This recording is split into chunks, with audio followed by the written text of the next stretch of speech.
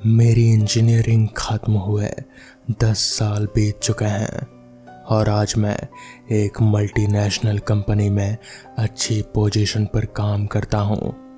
मगर इन 10 सालों में एक रात भी ऐसी नहीं गुजरी जब उस खौफनाक हादसे की याद ने मुझे ना सताया हो। आज भी उस मंजर को याद करते ही मेरी रूह कांप उठती है और कई बार तो मैं आधी रात को उठकर बैठ जाता हूँ। खुद को ये यकीन दिलाने की कोशिश करता हूँ कि वो सब बहुत पहले हो चुका है। ये घटना तब की है जब मैं दिल्ली के एक कॉलेज में इंजीनियरिंग कर रहा था। कॉलेज में मेरी दोस्ती अमन और विनोद से हुई। हमारी तिगड़ी खूब जमती थी। हम साथ घूमते, मस्ती करते हैं और एक दूसरे की मदद से जैसे तैसे परीक्षा में पास कर लेते हैं। हमें पता ही नहीं चला कि कब 3 साल यूं ही गुजर गए। फिर एक दिन अमन मेरे पास हाँफता हुआ आया। उसने बताया, देव, बगल के कमरे में एक बहुत पढ़ाकू लड़का रहता है। सोच रहा हूँ क्यों ना उसे अपनी टीम में शामिल कर लें। अगर उसने पढ़ा दिया तो शायद हम सब अच्छे नंबर से पास हो जाएं और अच्छी नौकरी मिल जाए। विनोद भी अमन की बात से सहमत था। हाँ देव, अमन सही कह रहा है। तुम दोनों तो किसी तरह पास हो जाते हो, पर मेरी मोटी बुद्धि में बातें जल्दी घुसती ही नहीं। प्लीज़ मान जा, एक बार उसके साथ पढ़कर देखते हैं। अगर अच्छा नहीं लगा तो दोबारा नहीं जाएंगे। उसकी जिद के आगे मेरी एक ना चली और अगले ही पल हम तीनों उस लड़के के कमरे के बाहर खड़े थे। अमन ने दरवाज़ा खटखटाते हुए आवाज़ दी, अरे कोई अंदर है क्या? दरवाज़ा खोल। विनोद भी साथ में चिल्लाया, सुना नहीं क्या? हमें पता है कि तू अंदर ही है, दरवाज़ा खोल। वो दोनों दरवाज़ा पीटने लगे, लेकिन अंदर से कोई जवाब नहीं आया। मेरे मन में एक विचार आया, क्यों ना खिड़की से झांक कर देखा जाए कि आखिर अंदर चल क्या रहा है। जो मंजर मैंने देखा उसे देखकर मेरे पैरों तले की ज़मीन खिसक गई। अमन, विनोद, जल्दी आओ, ये लड़का तो फांसी लगा रहा है। मेरी चीख सुनकर अमन और विनोद भी तुरंत मेरे पास दौड़े आए और उन्होंने भी वही देखा जो मैं देख रहा था। अमन ने घबरा कर चिल्लाया, विज्ञान, ये तुम क्या कर रहे हो? अभी नीचे उतरो। विनोद ने भी उसे धमकाते हुए कहा, हाँ विज्ञान, जल्दी नीचे आ जाओ, वरना मैं शोर मचाकर सबको बुला लूँगा। फिर ये तुम्हें कॉलेज से निकाल देंगे। हमारी बात मानो, हम तुम्हारी मदद के लिए आए हैं। मैंने भी उससे विनती की, विज्ञान, नीचे आ जाओ दोस्त। हमारी चीखें सुनकर विज्ञान भी रुक गया। उसे समझ आ गया कि उसकी आत्महत्या की कोशिश अब नाकाम हो चुकी है। ना चाहते हुए भी उसे अपने कमरे का दरवाज़ा खोलना पड़ा। हमारा इरादा था कि उसे समझाएं कि वो जो करने जा रहा था वो सिर्फ एक बेवकूफ़ी थे। मगर जब हम अंदर घुसे तो विज्ञान कुछ बदला बदला सा लगा। वो ऐसे बर्ताव कर रहा था जैसे अभी कुछ हुआ ही ना हो। उसने कहा, ये तुम लोग क्या मजाक कर रहे हो? मैं और आत्महत्या, ये मुमकिन ही नहीं है। मैं तो दूसरों को मारता हूँ, फिर मैं खुद को क्यों मारूंगा? हम तीनों उसे यकीन दिलाने की कोशिश कर रहे थे, पर उसने हमारी एक ना सुनी। तभी विनोद की नज़र विज्ञान के गले में लटके किसी अजीब चीज़ पर पड़ी। विज्ञान, ये तुम्हारे गले में क्या है? कोई ताबीज़ है क्या? विनोद ये कहते हुए उस ताबीज़ को छूने की कोशिश करने लगा। तभी विज्ञान ने उसका हाथ झटका और दूर हटा दिया। विज्ञान गुस्से में बोला, खबरदार, अगर इसे छूने की कोशिश की तो ये मेरी माँ की आखिरी निशानी है, जो उनके जाने के बाद मुझे एक राक्षस से बचाती है। इसे कभी छेड़ने की कोशिश मत करना, ताबीज़ की बात निकालते ही माहौल गंभीर हो गया। मैंने इसे महज एक इत्तेफाक समझकर बात बदलने की कोशिश की। अरे अब ऐसे ही पूरी रात बिताओगे क्या? हम तो यहाँ पढ़ने आए थे, अब क्या हो गया सबको? मेरी नज़र जब विज्ञान पर पड़ी तो उसकी आंखें विनोद को ही घूर रहे थे। उसके चेहरे पर एक भद्दी मौत जैसी मुस्कान थी, जिसे देखकर मैं अंदर तक सिहर उठा। वैसे विज्ञान वाकई में अक्लमंद था। जिस तरीके से वो हमें समझाता और पढ़ाता था, उसकी हर बात हमें अच्छी तरह से याद रहती थी। मैंने खुशी से कहा, वाह विज्ञान, तुम सच में कमाल के हो। तुम्हारे बारे में जो सुना था वो सब सच निकला। विनोद भी उत्साह से बोला, भाई तो ऐसे एग्ज़ाम से एक रात पहले हमको पढ़ा दिया कर, हम एक रात में ही टॉप कर जाएंगे। हम दोनों विज्ञान से बहुत खुश थे, पर मुझे धीरे धीरे विज्ञान पर शक होने लगा था।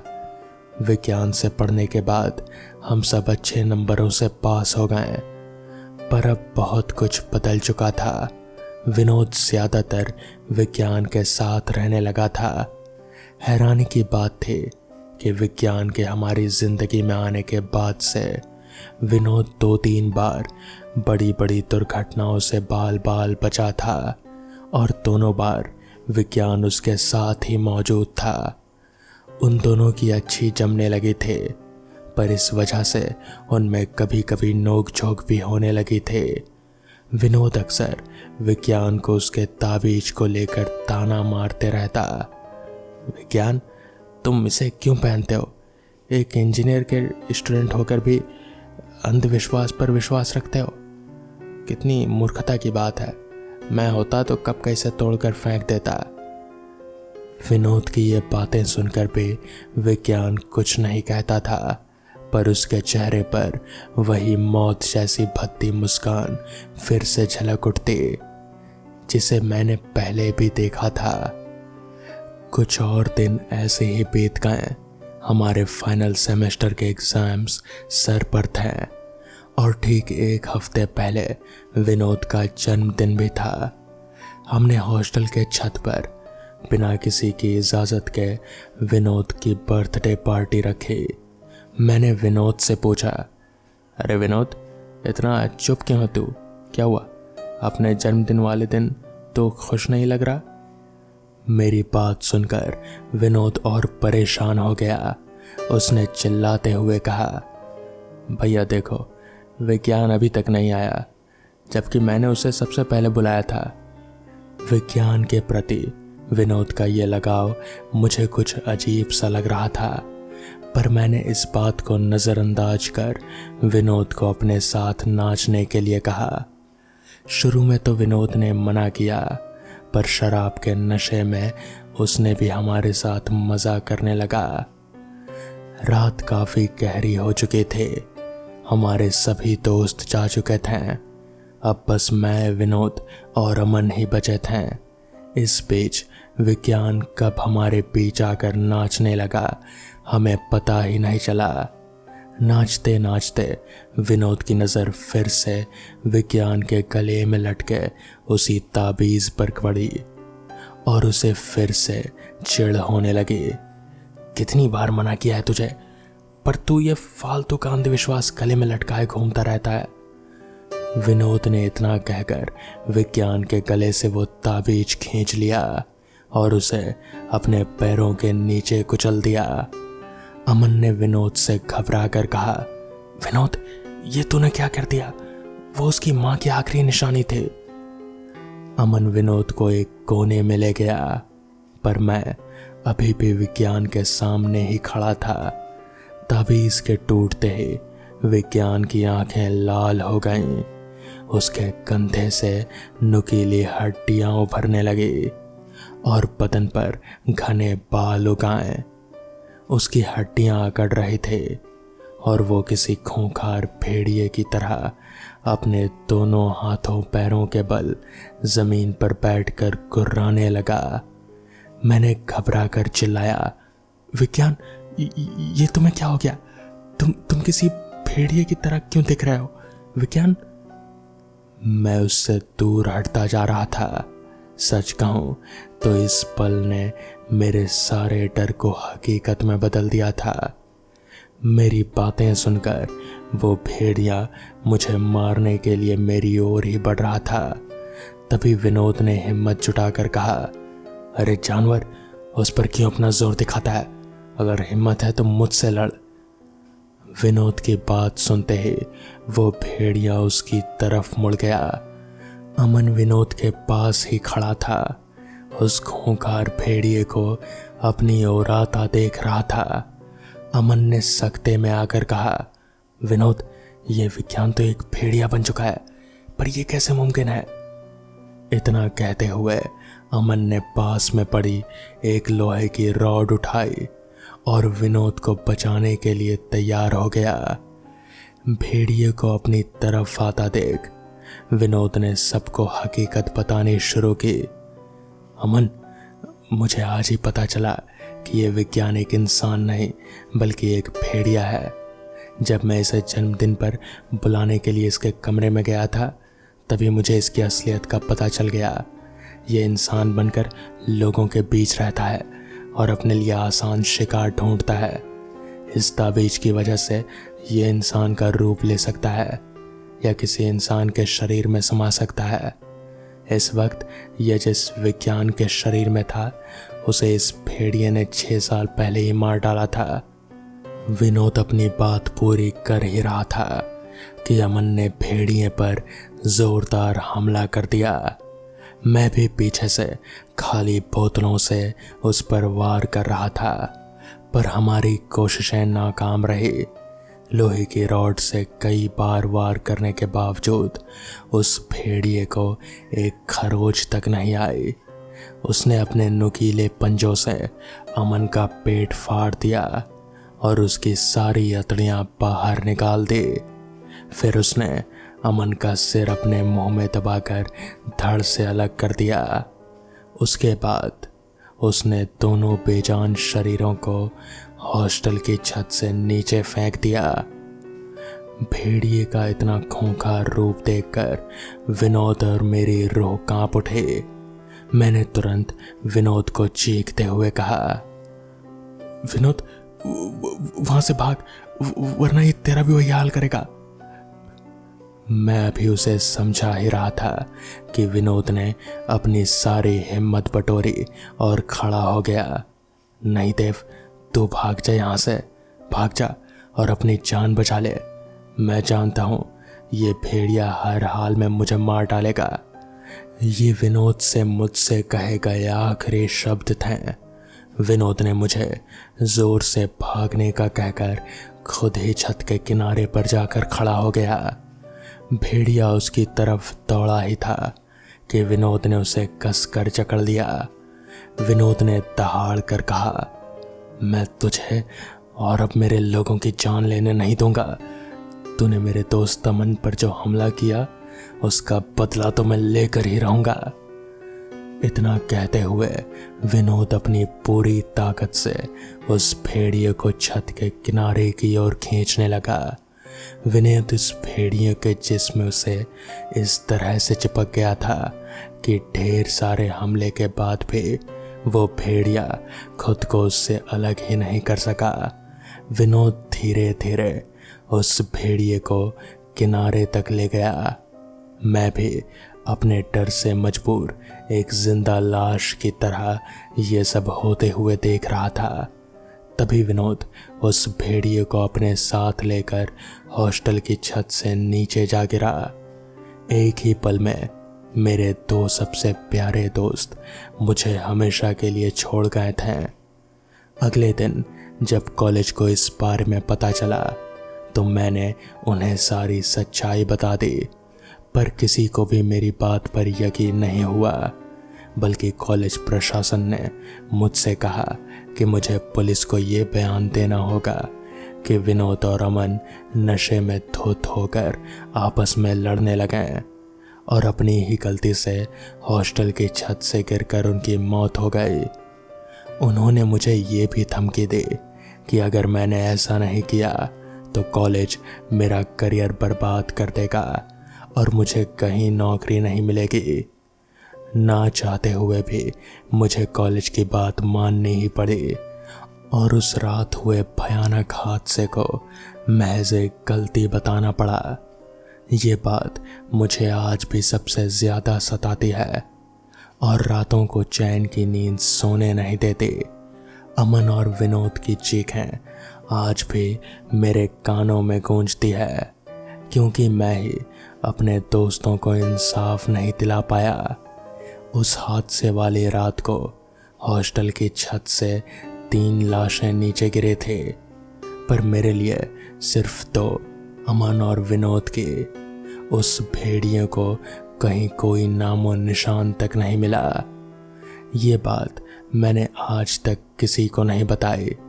उस रात मैंने उस भेड़िए के ताबीज के टुकड़े टुकड़े आपस में पास रख लिए थे और आज भी मैं उस ताबीज को पूरी तरह जोड़ भी चुका हूँ, इस उम्मीद में कि शायद किसी दिन वो भेड़िया अपने ताबीज को ढूंढता हुआ मेरे पास आए और मैं उससे अपने दोस्तों की मौत का बदला ले सकूं। तो हो सकता है कि वो भेड़िया आज भी कहीं जिंदा घूम रहा हो। क्या पता वो अभी आपके साथ आपके बगल में ही बैठा ये कहानी सुन रहा हो। तो दोस्तों, ये थी आज की पहली कहानी। तो चलिए बढ़ते हैं आज की दूसरी कहानी की ओर। RM यूनिवर्सिटी में पढ़ने वाले अर्नव और अमन काफ़ी अच्छे दोस्त हैं। अर्नव भूत प्रेतों पर यकीन रखता था, लेकिन अमन को इन सब बातों पर बिल्कुल भी यकीन नहीं था। एक दिन अमन ने अर्नव से कहा, तुझे ये भूत भूत पर भरोसा है? मुझे तो बिल्कुल भी नहीं है। अर्नव ने मुस्कुरा कर कहा, अब मानो तो भगवान, नहीं तो पत्थर। मुझे तो यकीन है, तुझे नहीं है तो ना ही सही। अमन ने चिढ़ते हुए कहा, ऐसे कैसे? जब भूत प्रेत जैसा कुछ है ही नहीं तो इन सब बातों पर यकीन ही क्यों रखना? तुझे मुझ पर भरोसा नहीं है ना? मैं तुझे साबित करके दिखाऊंगा कि ये भूत वूत जैसा कुछ नहीं होता। आगे उसने 2 पल सोच कर कहा, हाँ, वो कॉलेज से थोड़ा आगे एक जो कब्रिस्तान है ना, मैं आज पूरी की पूरी रात वहीं पर बिता के दिखाऊंगा। ये सुनकर अर्नव ने कहा, पागल हो गया है क्या? वहां जाएगा, वो भी रात को? ये तो मौत को दावत देने जैसी बात है। तू ऐसा कुछ भी नहीं करेगा, समझा? तो इस पर अमन ने कहा, जरूर करूंगा, मैं जरूर जाऊंगा, और वैसे भी मैं किसी से नहीं डरता। अर्नव के लाख मना करने के बावजूद भी अमन उस रात कब्रिस्तान पहुंच गया। कब्रिस्तान के बाहर बड़े बड़े शब्दों में लिखा था, रात को अंदर जाना मना है। अमन वो लिखा हुआ पढ़कर भी उसे अनदेखा करके अंदर चला गया। अमन ने कब्रिस्तान में लगे लोहे के दरवाजे को धक्का देकर खोला। वो दरवाज़ा पुराना होने की वजह से बड़ी ही डरावनी आवाज के साथ खुला। अमन ने कब्रिस्तान में कदम रखा और दरवाज़ा उसी भयानक आवाज के साथ बंद हो गया। वो कुछ कदम आगे बढ़ा। उसने आसपास नजर घुमाई। चारों ओर घना अंधेरा छाया हुआ था। बस वहां एक छोटा सा लैंप लगा हुआ था, जिससे लैंप के आसपास की कुछ ही चीजें देखी जा सकती थी।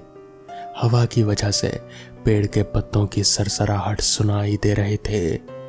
वहां इतना सन्नाटा था कि कहीं दूर रो रहे कुत्तों की आवाज भी साफ सुनाई दे रहे थे। चारों ओर जूनी पुरानी धूल लगी कब्रें थी।